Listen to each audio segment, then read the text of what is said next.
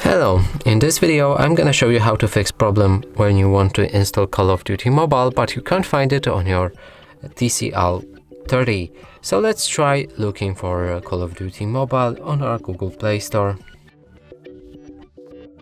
As you can see, I wrote Call of Duty, but there's no game that we want to download. So now let's go back, click on your profile icon right here, move to the settings, family, parental controls, and from here either disable them right there, type in your PIN and press OK, or go for apps and games, enter the PIN, and here increase it to PEGI 18 or allow all included underrated. Now if we go back and search for the Call of Duty again, we can find it right here and we can install it. And that's it for this video. Hope you like it. Please consider subscribing to our channel, leave a like and a comment below.